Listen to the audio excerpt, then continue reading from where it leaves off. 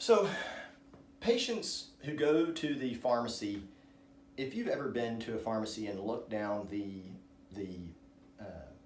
aisle that has all of the stuff for allergies and sinus problems, it can be kind of intimidating sometimes. And I'm sure I'm going to do a video at some point in time where I actually go and kind of look at the aisle and kind of go through different medications. But patients a lot of times come in and say, there's dozens of different ones. Which one do I pick?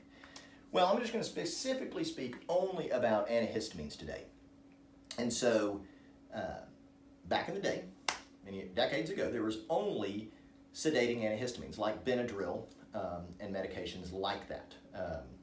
And so patients regularly said, hey, Benadryl takes care of my allergies. And I still have patients say Benadryl is the only thing that works. And that's fine because it's a good antihistamine. The problem with Benadryl is it makes you sleepy. And they've had tons of patients come in and say, it doesn't make me that sleepy. And I'm like, it makes everyone sleepy. People may just feel the effect a little bit differently. But Benadryl and medications like it are very good antihistamines, but they would typically be best if taken if you're having allergies kind of at night. Or if you just want to help yourself get to sleep because, your nose is all stuffy and you're like, man, I just want to get to sleep and I want to be able to breathe better and have less congestion in my nose. Hey, Benadryl. Or medications like that. NyQuil does have a sedating antihistamine in it. Now, a few decades ago, non-sedating antihistamines came out. And the three ones that first came out were Claritin, Zyrtec, and Allegra, okay?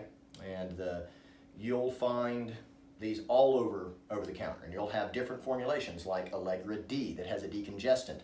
I'm not a huge fan of decongestants unless patients are really, really needing that, but I typically like to take just the antihistamine and see if that cuts it as far as the effects. And so Zyrtec and they all have slightly different effects. Zyrtec does have about a 5% chance of causing some sedation.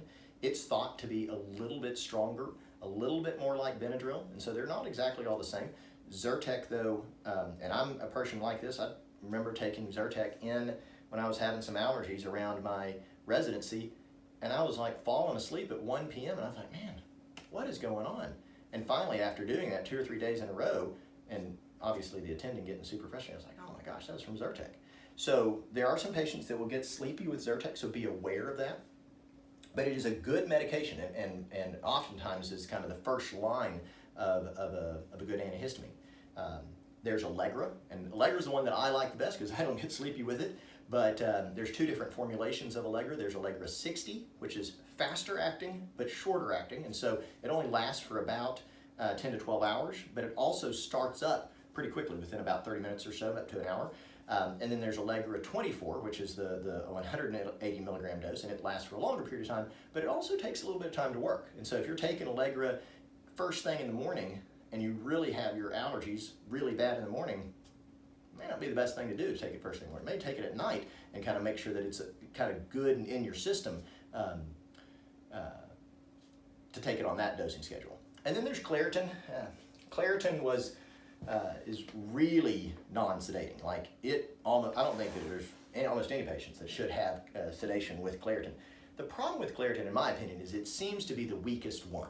And so if you take Claritin and you're like, man, this doesn't seem to work, try Allegra or Zyrtec and see if they'll be more effective for you.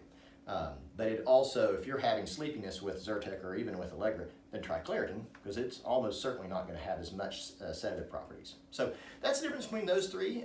There are other ones that have come out like Clarinex and Zysol. Those are just reformulations of those non-sedating antihistamines. And so I don't have a whole lot of opinion on, is Zysol better than Clarinex or these newer ones that have come out. But between those three, that's kind of my opinion on them. Okay?